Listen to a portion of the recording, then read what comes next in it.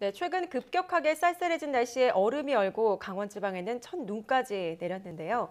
얼음이 얼기 시작하면 바짝 긴장하게 되는 분들이 있죠. 바로 골다공증 환자들입니다. 네, 지난해 국민건강보험공단은 골다공증으로 인한 골절 환자가 향후 10년간 증가할 것으로 예상했습니다. 이 골다공증에 대한 위험, 미리 알고 예방하는 방법은 없을까요? 네, 골다공증에 대한 오해와 속설, 예방법에 대해서 한림대 강남성심병원 정형외과 황지호 교수와 함께 이야기 나눠보겠습니다. 안녕하세요. 안녕하세요. 네, 골다공증을 침묵의 질환이라고도 부르기도 하던데요. 어떤 이유가 있습니까? 골다공증은 말 그대로 뼈에 이제 구멍이 많아지고 이제 나이가 들면서 뼈의 양과 질이 나빠지면서 결국 골절을 일으키는 병을 골다공증이라고 합니다. 의학계의 수많은 병들이 대부분의 병들은 전구 증상, 전조 증상이 있습니다. 예. 그래서 요즘엔 쉽게 예방이 되는데 골다공증은 아쉽게도 미리 알 수 있는 전조 증상이 없기 때문에 침묵의 질환, 또 다른 말로는 소리 없는 도둑이라는 표현을 하기도 합니다. 예. 자, 보통 골다공증 하면은 여성들 특히 그 갱년기를 지난 여성들을 많이 떠올리게 되는데요. 남성들의 경우도 이 골다공증이 나타나는 걸로 알고 있는데 여성들과 좀 차이가 있습니까? 그렇죠. 이제 골다공증은 대부분 여성의 질환으로 많이 알려졌습니다.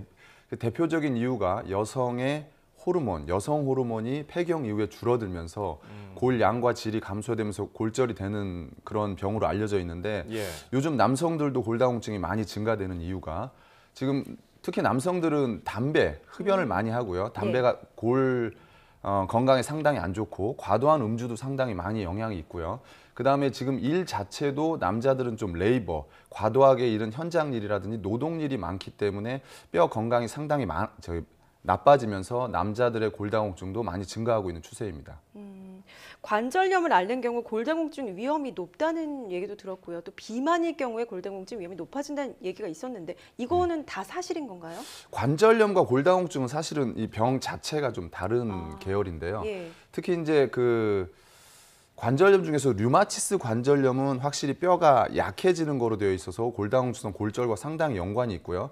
퇴행성 관절염 같은 경우에는 오히려 관절염이 심화되면서 골극이 형성되면서 골밀도가 증가된다는 설이 있습니다. 그러나 하여튼 두 병 자체가 나이가 들면서 생기는 질환이지 골다공증과 골관절염은 좀 달리 생각을 해야 되는 질환 같습니다. 예. 그리고 비만과 골다공증의 역할인데요. 뼈라고 하는 거는 결국은 많이 쓸수록 안 쓸수록 약해지는, 많이 쓸수록 강해지고요. 안 쓸수록 약해지기 때문에 사실은 골격이 크고 체격이 좋은 사람이 작고 왜소하고 근육량이 적은 사람에 비해서 골 밀도나 골량, 골질, 즉 골밀도는 좋습니다. 그러나 우리가 말하는 비만이 심할 경우에는 결국은 운동량도 좀 부족해지고 그래서 이제 활동량도 적어지면서 골 밀도가 감소하기 때문에 체격이 좋고 골격이 좋은 거는 좋은데 비만은 골 밀도와는 악 영향이 있는 것으로 보시면 되겠습니다. 안 쓸수록 더 좋다는 얘기를 하셨는데 그럼 운동을 많이 한 뼈는 이제 많이 쓸수록 좋은 거고요. 예. 나이가 들면서 운동량이 적어지고 안 쓸수록 불용성 위축 때문에 골다공증이 오는 거죠. 많이 쓸수록 좋습니다. 그 뼈라는 게 관절의 이렇게 움직임으로 인해서 쓰는 걸 말씀하시는 거죠? 아니면 뭐 무협 영화에서 보면은 단단한 것에다가 주먹을 치면 주먹 뼈가 막 단단해지고 굵어진다 이런 얘기를 하는데 그렇죠. 이제 뼈에 뭐 자극을 줄 수 있는 건 여러 가지 있습니다. 우리가 가장 흔히 알 수 있는 게 가볍게 걷기 운동도 뼈나 관절에 자극을 주는 건데요. 사실은 골 밀도를 더 증가시키기 위한 운동은 강도가 세면 셀수록 사실은 골 밀도가 좋아집니다. 그러나 사실은 골 밀도를 강화시키는 거는 키포인트가 이미 청소년기에 뼈 형성이 많이 되기 때문에 어렸을 때 좀 충분한 운동을 해주는 게 골 밀도 강화에는 훨씬 더 효과가 있다고 볼 수 있겠습니다. 예. 물론 뭐 개인마다 다 차이가 있겠지만은 뭐 뼈를 많이 적당하게 쓰면은 건강해진다, 튼튼해진다. 근데 이제 운동 말고 음식으로 좀 뼈를 단단하게 할 수 없을까 생각하는 분들 많지 않습니까? 뭐 어렸을 때는 우유를 많이 먹어라 하는 분들도 있고. 근데 나이 먹어서는 뭐 그 뼈국 아니면 뭐 곰국 이런 사골 국물 이거를 드시는 분들이 있거든요. 이게 맞아요. 도움이 될까요? 예, 음식도 영향이 있을 수는 있습니다. 그러나 사실 직접적으로 많은 연관을 짓기는 어려운데요. 저도 뭐 병원에서 외래 보면은 많은 음식들을 많이 물어보는 대표 중에 사골국, 뭐 홍화씨 여러 가지가 있지만 예. 사실 사골국이라고 하는 건 결국 소의 뼈거든요. 우리가 뼈를 강화하기 위해서 뼈를 먹는다라는 컨셉인데 사실은 그거를 정설로 보기는 조금 어려울 것 같고요. 그러나 사골국을 계속 끓이게 되면은 그 뼈 안에 있는 무기질, 대표적인 게 칼슘이죠. 예. 인, 그런 거를 좀 음식으로 섭취를 하고 또 사골국 안에는 풍부한 영양소, 단백질도 상당히 많이 있기 때문에 영양이 많아서 뼈 건강에 도움 될 거라는 설이 있는데 사실은 그거를 맹신하고 뼈 건강을 위해서 많이 드시는 거는 우리 양의학에서는 추천을 하지 않습니다. 그럼 골다공증에 좋은 음식에는 어떤 것들이 있고 또 좋지 않은 음식에는 어떤 것들이 있는지 좀 꼽아주실 수 있을까요? 근데 결국은 이제 뼈라고 하는 건 무기질이죠. 전해질. 우리 몸의 거의 99% 전해질이 뼈 안에 있다고 보시면 되는데 그게 대표적인 게 칼슘과 인이거든요. 근데 이 칼슘과 인이 뼈뿐만이 아니고 다른 음식에서도 있습니다. 그래서 칼슘과 인이 풍부한 음식을 많이 드시는 게 대표적인 게 역시 우유나 치즈나 예. 그리고 이제 칼슘 대사에 도움되는 바이타민 D라고 하는 그런 호르몬이 들어있는 버섯류도 상당히 괜찮고요. 그다음 저는 가끔 환자들한테 해초류가 상당히 천연적인 바이타민 D뿐만이 아니고 무기질이 많아서 건강에 많이 도움된다고 추천을 하고 있습니다. 예. 그리고 역시 가공 음식, 저기 인스턴트 푸드라든지 패스트푸드 그런 음식은 좀 화학 첨가물도 좀 많이 들어있고 사실은 강산이나 강염에 대한 음식 때문에 사실은 그거는 골다공증에 좋지 않은 음식으로 많이 알려져 있습니다. 예. 뭐 햇빛을 쬐거나 뭐 다른 것들은 없을까요? 예, 특히 이제 칼슘 인의 대사에 굉장히 중요한 역할을 하는 호르몬이 비타민 D인데 비타민 D가 우리 몸에서 저절로 형성이 됩니다.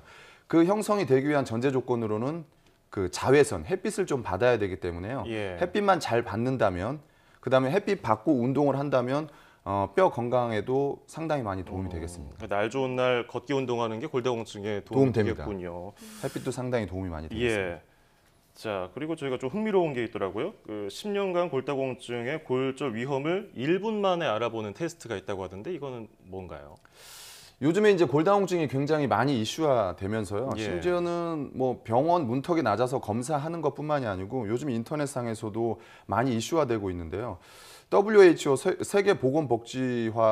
보건복지부에서 프락스라고 해서 어떤 사람의 성과 나이와 위험 인자를 가입을 하면 이 환자가 10년 이내에 골절이 일어날 확률을 계산하는 법을 인터넷에 때 띄웠고요. 예. 그다음에 이제 세계 국제 골다공증 학회에서 여러 가지 설문 조사를 해서 거기에 이제 체크를 하게 되면 1분 안에 이제 질문을 체크를 하게 되면 내 골밀도의 위험성이나 골다공증 또는 골절의 위험성을 쉽게 테스트하는 방법입니다. 지금 여러 가지 설문 문항들이 있는데 그렇죠. 여기서 몇 개 여러 가지- 이상이 뭐 되는 여러 가지 건가요? 질문 중에 좀 몇 가지만 채취를 해봤는데요. 일단은 작은 충격에도 뼈가 부러진 적이 있다. 대개는 뼈는 큰 충격에 의해서 부러지는 거지. 굉장히 큰 높이에서 낙상을 당한다든지 교통사고 당한다든지 그래야 되는데 그냥 길바닥에서 넘어져서 뼈가 부러진다. 저게 이제 대표적으로 골다공증성 골절이기 때문에 저런 위험 인자가 있으면 꼭 골밀도 테스트를 해봐야 되고요.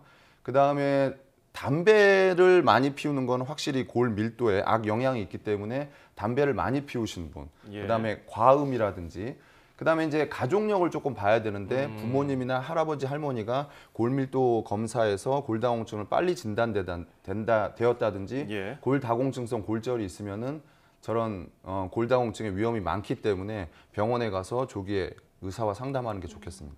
골다공증 환자분들 진료하시면 봄, 여름, 가을, 겨울 중에서 어느 좀 계절이 좀 특정 많이 오시는 계절이 있습니까? 사실은 골다공증 때문에 환자가 많이 오는 건 아니고요. 골다공증성 골절이 특히 많이 일어나는 계절이 역시 추운 가을이나 겨울에 많이 올 수밖에 없습니다. 역시 이제 가을이나 겨울 같은 경우에는 활동량이 적어지게 되면서 역시 근육도 조금 위축이 되고 뼈도 좀 약해지게 되고 아무래도 이제 미끄러운 지역에서 넘어지면 쉽게 균형을 못 잡고 특히 나이 드신 노령의 할아버지 할머니들은 쉽게 골절이 일어나기 때문에 골다공증성 골절은 특히 겨울철에 우리가 쉽게 접할 수 있습니다. 그렇다면 올 가을과 앞으로 다가올 겨울 동안 골다공증으로부터 안전하게 건강 지키는 방법이 있다면 어떤 것들이 있을까요? 일단은 인터넷 통해서 자가 진단하는 것도 상당히 중요할 것 같고요. 저는 개인적으로 꼭 할아버지 할머니뿐만이 아니고 골밀도가 가장 많아지는 35살에서 40대 또는 중년 남성, 여성들도 병원에 오게 되면 쉽게 할 수 있는 골다공증 검사를 좀 미리 해서 자기 뼈의 상대적인 나이, 골다공증을 꼭 진단한다기보다는 상대적인 나이를 좀 미리 알았으면 좋겠고요. 저는 약이나 음식이나 햇빛보다 가장 강조하는 것 중에 하나가 운동입니다. 운동은 상당히 골밀도, 골다공증 건강에 상당히 도움이 되기 때문에 저는 운동을 좀 꾸준히 하는 거를 좀 추천을 하고요. 특히 이렇게 추운 겨울이라고 너무 움츠려 있지 말고 실내나 실외에서 가벼운 운동을 통해서 근육량도 좀 키우고 뼈 건강을 더 하는데 도움을 준다면 골다공증 예방을 쉽게 할 수 있을 것 같습니다. 예, 오늘은 이제 추운 날씨를 앞두고 골다공증의 이모저모에 대해서 알아봤습니다. 자, 지금까지 한림대학교 강남성심병원 정형외과 황지효 교수와 함께했습니다. 오늘 고맙습니다. 고맙습니다. 감사합니다.